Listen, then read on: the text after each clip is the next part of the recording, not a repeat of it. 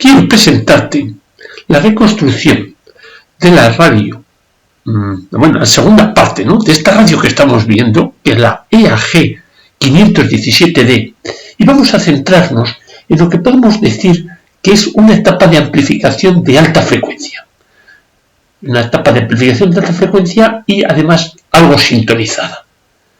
Creo que puede ser un ejercicio muy bueno.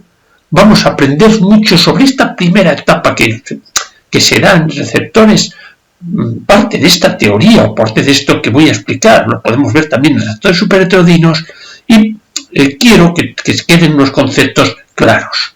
En el libro de Fundamentos de Radio de Otto Liman podemos ver cómo él habla de un acoplamiento de tipo capacitivo que puedo utilizar yo para transferir, para llevar esa señal que tengo en el espacio, a mí me gusta decir en el éter, para poderla llevar al receptor. ¿Cómo acoplo esa señal con la máxima ganancia posible para llevarla a mi receptor? Entonces, él verás que esa señal la simula con un generador, y ese generador lo mete entre un plano de tierra y una célula formada por un paralelo de resistencia y condensador.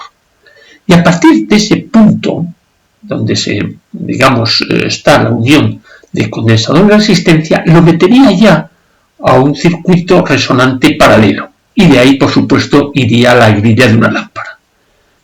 A la izquierda he puesto un esquema real en el cual podemos ver la misma topología. Podemos ver la antena y después una célula formada por un paralelo de resistencia y condensador. ¿Por qué le ha puesto resistencia y condensador? Bueno, podría no haberle puesto nada. Hay galenas en las cuales vemos la antena, va a un extremo de la bobina y es del circuito resonante y se acabó. Aquí lo pone, yo creo, una forma de hacerlo, lo que tiene en ese extremo entre antena y tierra, pues es un potencial producido por la energía electromagnética de las ondas.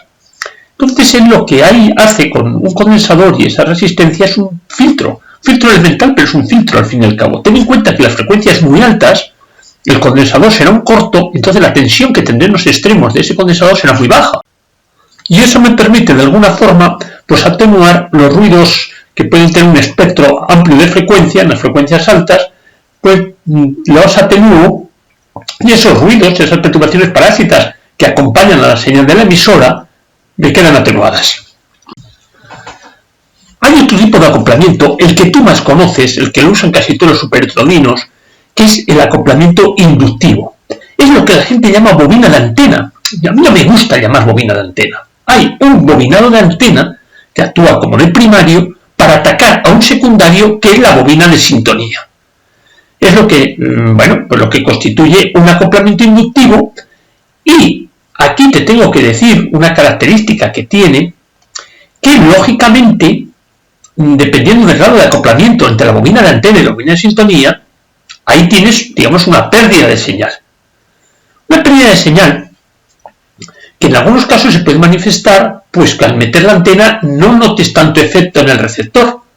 Pero sí que es verdad que lo que acontece es que el receptor es más selectivo. O sea, puedes ir eliminando ciertas frecuencias no deseadas mediante ese acoplamiento inductivo y, sintonizado, porque está hecho precisamente con unas bobinas a unas frecuencias bastante pensadas. Para que resuenen a unas frecuencias bastante pensadas. Pero, y esto es una observación que te quiero hacer, yo lo he hecho bastante cuando el receptor está relativamente mudo. Lo que hago es, en vez de llevar la antena al arrollamiento, primero al arrollamiento de la antena, no, lo que hago es llevar la antena directamente al arrollamiento de sintonía. Lo suelo poner incluso, a lo mejor al condensador variable que va siempre en paralelo con ese arrollamiento de sintonía. De esa forma, ¿qué consigo? De esa forma consigo tener más señal en el receptor a costa de que sea menos selectivo y que además se le introduzcan más ruidos. Esa es la que estoy midiendo, es la bobina de antena. Y estoy midiendo 2,1 milihenrios. Es de un superheterodyno, de una radio muy normal. ese bobinado superior de arriba. Y los tres que están debajo son lo que constituyen lo que yo llamo la bobina de sintonía. Entonces vemos cómo yo necesito ahí tener muchas espiras para crear muchas líneas de campo magnético que me van a atravesar la bobina de sintonía. Y esa es la bobina de sintonía, una bobina de sintonía que tiene 0,19 milihenrios, es decir, estamos hablando de 190 microhenrios. Estoy midiéndola en los extremos, son esos tres devanados que puedes ver debajo justo de la bobina de antena. Esta bobina es una bobina para onda media y vamos a ver precisamente con esa inductancia y con la capacidad variable entre 40, por ejemplo, entre 40 picofaradios y 500, a ver qué rango de frecuencias podemos barrer como circuito sintonizado. Sabemos que la frecuencia de sintonía es igual a 1 partido por 2pi raíz cuadrada al LC. Aplicando esos valores a una inductancia de 190 microhenrios y una capacidad de 500 picofaradios, nos da una frecuencia de resonancia de 516 kHz, por supuesto dentro del rango de la onda media. Bueno, y su equivalente en metros de esa longitud de onda, que son 580 metros. Esa misma inductancia, 190 microhenrios, aplicados con un condensador, digamos en el otro extremo, de 40 picofaradios, nos da una frecuencia de resonancia de 1,8 MHz y una longitud de onda de 164 metros. Hay otros dos detalles del libro de Fundamentos de Radio que yo te quiero comentar. Y uno es, a mí me han preguntado muchas veces, ¿con qué longitud de antena le ponemos a nuestro receptor? Pues mira, la idónea, y ahí lo pone, por supuesto, es un cuarto de la longitud de onda que está recibiendo. Pero claro, muchas veces esto es inalcanzable. Supongamos que estamos recibiendo la COPE a 1 MHz en onda media. Eso implica una longitud de onda de 300 metros. Un cuarto de 300 metros son 75 metros. 75 metros de antena no hay quien ponga. Bueno, por eso cuando a mí me dicen, digo, pues bueno, le pones un cable de 1 metro y a ver cómo te funciona. Pero bien, o sea, digamos lo idóneo, y esto podríamos hablar mucho más, pero bueno, serían 75 metros de longitud lo que tendríamos que poner de antena. Pero lo que sí me gusta más el detalle que habla él de poner para calibrar un receptor, lo que llama una antena artificial. Y una antena artificial no es más que tener un generador de radiofrecuencia, pero que en vez de atacar directamente a tu receptor, a tu radio, lo que hace poner en serie es un condensador de 200 picofaradios y una resistencia de 400 ohmios. Bien, es la llamada antena artificial y yo la voy a aplicar. Y le aplico el meter 1 MHz a la bobina que antes tuviste, porque quiero que veas las salidas que tiene. Entonces, a lo que es la bobina de antena, yo le voy a meter ese megahercio a través de la antena artificial. Es decir, mi generador de radiofrecuencia sintonizado a 1 MHz en serie con una resistencia de 400 ohmios y un condensador de 200 picofaradios. Y esa es la señal que puedes ver. Lo que pasa es que ahora cuando le demos en otra escala de tiempos podremos ver incluso cómo está modulada. No tiene mucha profundidad de modulación, pero ahí lo estás viendo. Ese es el generador que yo hice, que a mí me da un gran resultado y que voy a hacer para que veas cómo la señal, esto es la señal que estoy metiendo en lo que es la bobina de antena y para que veamos qué señal tengo en la bobina de sintonía.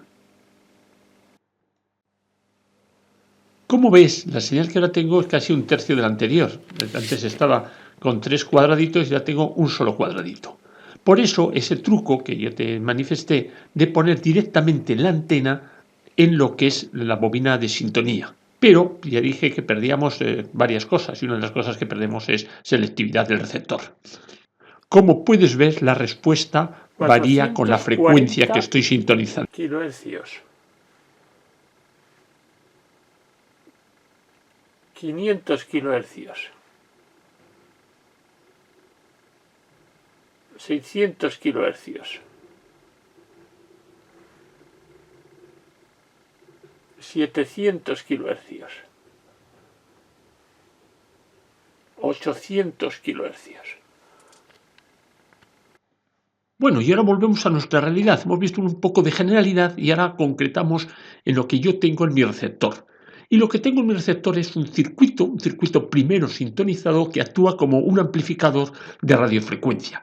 constituido él por una antena, una bobina y un condensador. O sea, tenemos un circuito, en este caso se puede poner la bobina y el condensador se puede poner en serie en paralelo. Yo voy a trabajar más poniéndolos en paralelo. Entonces voy a ver ahí qué capacidad tiene ese condensador mío y voy a ver qué inductancia tiene o tendría que tener. Medimos el condensador, ese condensador que está ahí en este circuito que va directamente en la antena, y vemos que en una posición da 1025 picofaradios. Digamos, es más profundo, es más gordo que el otro. Generalmente los condensadores llegan a 500 picofaradios, pero este no, este tiene el doble. 1025 picofaradios en una posición de máxima capacidad, y cuando miramos ahora la mínima capacidad, estamos hablando de una capacidad mínima de 81 picofaradios. Ese es el rango de variación de capacidad que se mueve ese condensador. Como te comenté, escudriñando por internet, pude ver precisamente que aconsejaba en uno de los receptores que para esta bobina de antena tuviese una impedancia de 320 microhenrios. Bueno, entonces yo dije, voy a ver qué frecuencias puede abarcar con el condensador que yo dispongo. Un condensador de 1025 en una posición y de 81 picofaradios en otra posición. Entonces he visto que el rango de frecuencias que puede sintonizar ese circuito paralelo sería, por un lado, 278 kHz, es decir, bastante más bajo de frecuencia que lo que empieza la frecuencia en onda media, y por encima 988, que no llega al rango superior de la onda media. O sea, podríamos pensar que ese consejo que se dio en aquel receptor, pues quizá la inductancia era un poquito demasiado grande, con lo cual quizá nosotros tengamos que buscar una inductancia de un valor inferior. Un valor inferior que, como habrás visto tú en los que hemos visto antes de onda media, no llegaba a 320 microhenrios, se quedaba en 200 microhenrios más o menos los receptores comerciales superheterodinos. Yo sí tengo una bobina de nido de abeja, que es la que estás viendo ahí, y en su etiqueta figura 200 espiras y una inductancia de 1,76 milihenrios, es decir, 1760 microhenrios. Por lo tanto, esta bobina es de onda muy larga. Mira, y ahora lo que voy a hacer es tomarle medidas, y ya te diré por qué. Eso es el diámetro interior que tiene esta bobina de nido de abeja. Pasa que aquí el soporte, es decir, el cilindro que sujeta todas las bobinas, también tiene un pequeño grosor. Pero bueno, de momento he tomado el interior de ese cilindro. Bueno, pues son 40 milímetros. Ahora voy a medir el espesor. El espesor también tiene el problema de que ahí está también incluido lo que es el soporte. Pero bueno, incluido el soporte, tengo un espesor de unos 16 milímetros. Eso es lo que me marca en este momento el calibre. Y por último, lo que voy a medir es, digamos, la anchura. Aquí la vista no es válida, no es una vista buena, pero lo que estoy midiendo ahí es el ancho que tiene. Y ese ancho es aproximadamente unos 27 milímetros. O sea, hemos cogido 3 medidas. Esas 3 medidas son las que voy a aplicar a un calculador que hay en el link que ves en la parte superior de esta diapositiva.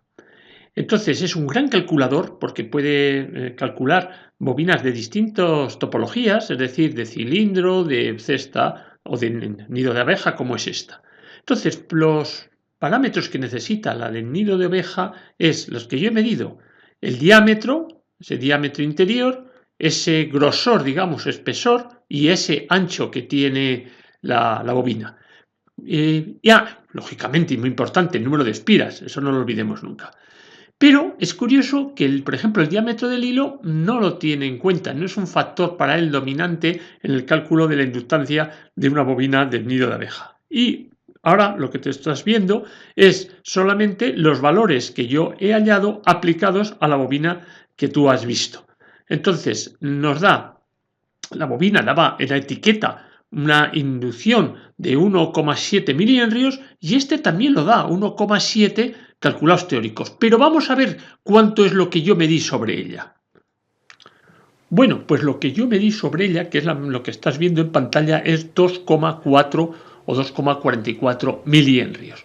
Es decir, hay una diferencia bastante notable. ¿Dónde puede estar el problema? Pues yo achacaría que hay una degradación ya de lo que son las características propias de esta bobina. El tiempo la ha envejecido y le ha cambiado algo el valor, porque es curioso que el valor teórico que figura en la bobina y el que yo he calculado coinciden.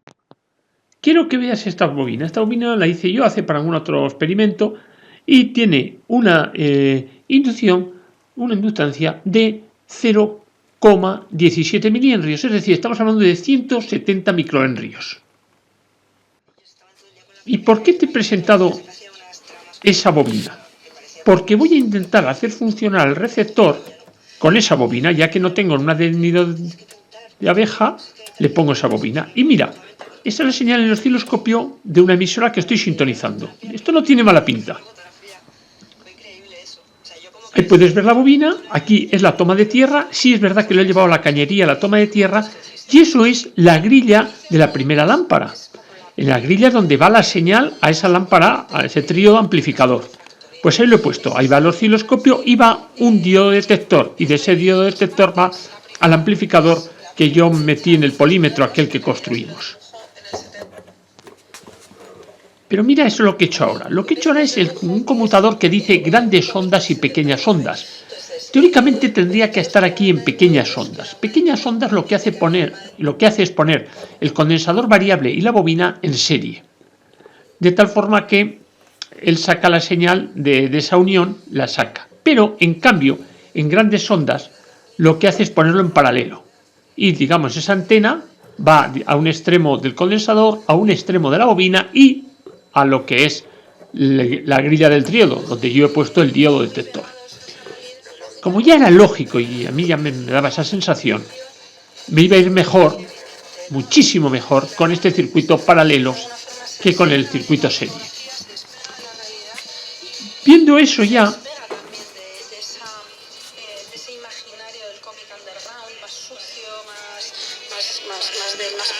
¿ves? Ahora me estoy aproximando al amplificador.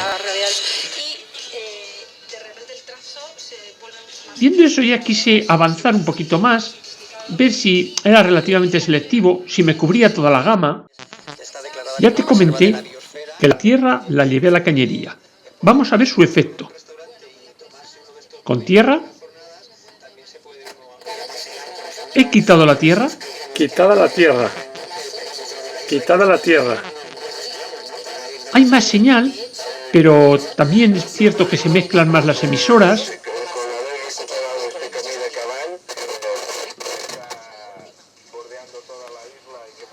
¿Lo has visto? Bueno, pues de momento voy a mantener la tierra, por supuesto. Ahora, esa es la tierra.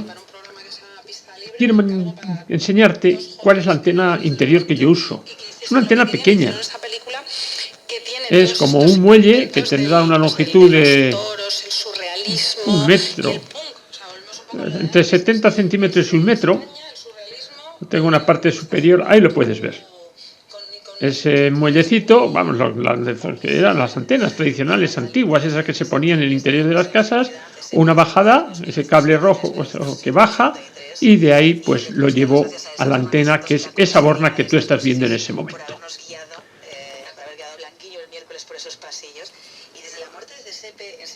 Y esa es la señal que obtengo en el osciloscopio. Bueno, de momento todo bastante coherente y con una sola emisora. Es Radio Nacional la que está sonando. Esta es Radio 5. Son las 12:30, las 11:30 en Canarias.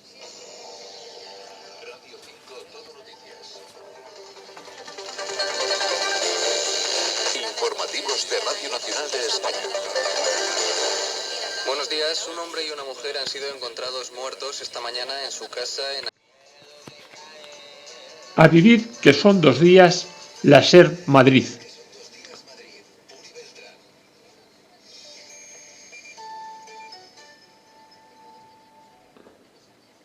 A vivir, que son 2 días.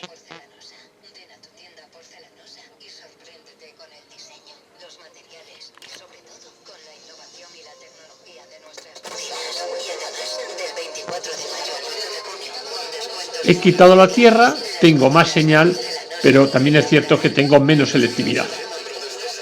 En Tablero Deportivo de Radio Nacional. Gracias, José Luis, es todo. Sigan informados en esta sintonía en el canal 24 horas. Un rayo de luz de esa película de Marisol que Con se ese abuelito estrenó en entrañable. 1960. Ahora sí la podemos escuchar.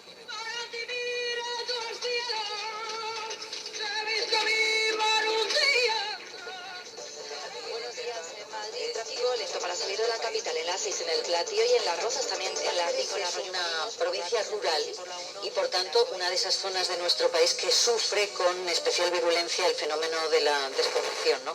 La Diputación cacereña ha sido pionera en inversión. Es la ¿no? Que reconversión franquista de Doctor Cibago. Sí, es una película estupenda. Bueno, la siguiente parada de la que Te habrás estamos podido hablando fijar en el 2010, que sintonizo 3 emisoras bien: Radio Nacional, porque a las 9 de la mañana, Radio Nacional se 5 anuncia esta visita. y Cadena Ser Madrid. Europa, recordemos, son 100.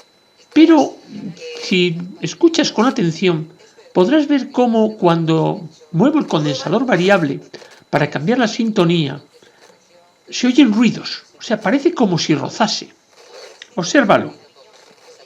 ¿Cuántos polvos habrás tenido que echar para ahorrar 150.000 pesetas? Llévanos a ese escenario, Manuel. En la Almudena, Almodóvar no solo rodó Trembol, sino que también rodó secuencias de Todo sobre mi madre. Es uno de los lugares favoritos de Madrid para rodar. Almodóvar, Y también hace que todas las cabeceras... si te das cuenta, antes hablabas de Pepe Luz y Boño.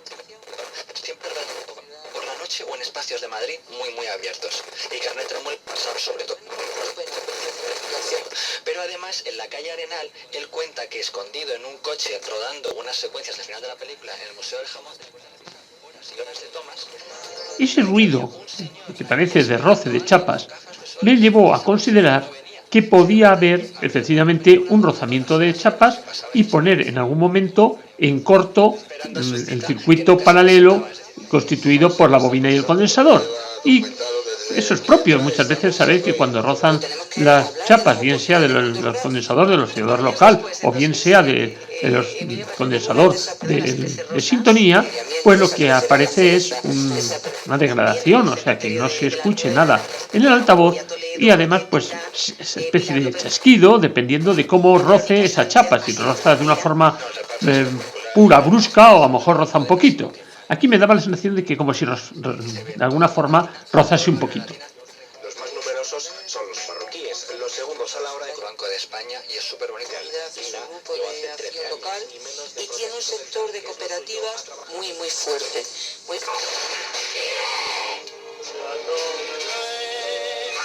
A sus órdenes, mi capitán. ¿Tú estás en contra de las armas? La pistola no mata.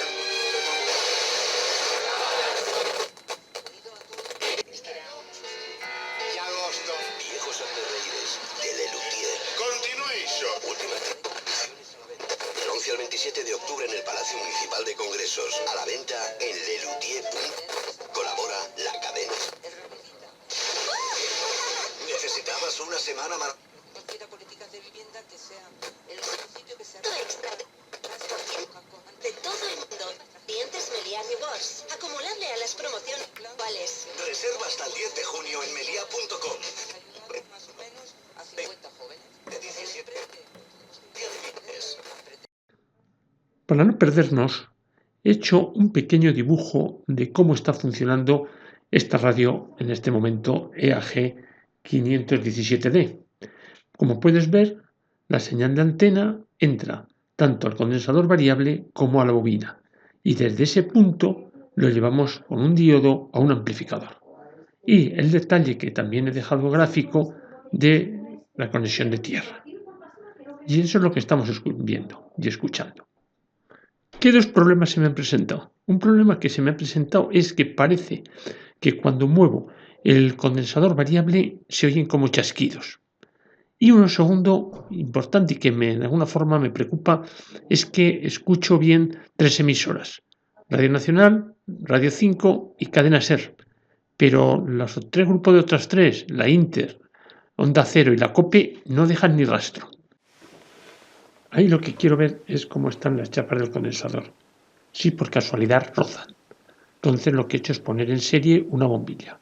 De tal forma, donde va la bobina, quita la bobina y ya está. De tal forma que si las chapas rozan, hacen un corto y encienden la bombilla. Esto lo hemos hecho muchas veces. Este mando tiene dos mandos. Uno más grande, que mueve el condensador grande, y otro concéntrico más pequeño, que mueve otro condensador más pequeño, que debe ir en paralelo con el anterior, pero de forma independiente, de tal forma que actúa como un ajuste fino. El otro pues irá de 10 picofaradios a 30 picofaradios o 20 picofaradios, y por supuesto el grande va de 40 pues a 1000 o 1025 picofaradios. Moviendo ambos, intentando siempre ver si en alguna posición enciende la bombilla, no lo logré. La verdad es que no entiendo, quizá tenga polvo, no es suficiente para dar conducción eléctrica, pero sí para dar interferencia cuando nosotros movemos, o para dar ese pequeño chasquido cuando movemos el condensador, pero por lo menos eléctricamente no hay corto entre las placas.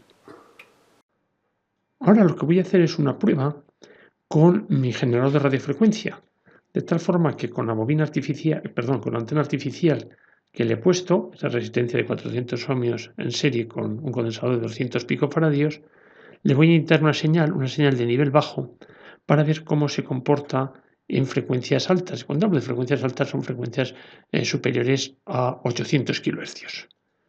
El montaje, la única particularidad de precaución que tuve es ponerle un condensador en el amplificador, en el hilo del amplificador que va a masa.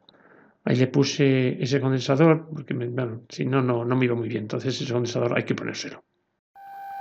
Bueno, pues yo tenía puesto el condensador variable de mi receptor en un extremo, y entonces empecé a meterle el generador de radiofrecuencia, y vi que en el entorno, en un extremo, te estoy diciendo, y vi que en el entorno que mejor iba, pues era el entorno de 600 kHz, entre 600 y 700, y estaba yo situado en un extremo. Bueno, ahí también vuelvo a tocar, a ver si encontraba en el recorrido, en el recorrido total de lo que es el condensador variable, otro punto, pero verás que no, verás que la señal se va debilitando. Eso significa que teóricamente parece que donde mejor, en ese extremo, que lo que está sintonizando es una señal de 700 kHz. Y ese es uno de los problemas que a mí en este momento pues me dejan un poco con precaución. Con precaución, porque no llego a entender por qué ese circuito resonante se comporta así. Y ahora ya dudando, pues dije, voy a mirar qué capacidad tengo. Y habrás leído ahí que tengo una capacidad de 47 y una capacidad, si le doy luego al botón pequeño, de 97. O sea, estoy entre 97 y 47, en ese extremo que te digo. Luego es una capacidad muy baja. Y además, fíjate que estoy jugando a mi favor. Yo estoy usando una bobina de 170 microhenrios. Es decir, es una bobina, digamos, de una inducción baja para ser de onda media. Y los valores así me lo demuestran. Si puedes ver que las variaciones digamos, de frecuencia o la sintonía de ese circuito, estamos en un rango pues de 1,2 MHz y 1,7 MHz, dependiendo de que esté en 47 o esté en 97 picofaradios. Como resumen, podemos decir que esta radio tiene un primer circuito con una lámpara triodo asociado que actúa de amplificador de radiofrecuencia. Es un circuito sintonizado al cual yo le meto la señal de antena directamente a ese conjunto de bobina y condensador. Eso llega a la grilla y queda amplificado por la placa. Y esa señal, que es la señal de alta frecuencia que yo tengo, va a otro triodo que actúa nuevamente de sintonía a reacción y detector. Que me ha salido un problema que no sé si lo corregirá la bobina de nido de abeja, pero que no me gusta. Es decir, no tengo capacidad de sintonizar emisoras que estén superiores al rango de 800 kHz. En los próximos vídeos intentaremos ver cómo puedo mejorar o qué puedo hacer para intentar sintonizar esas frecuencias. Deseo te haya gustado. Muchas gracias.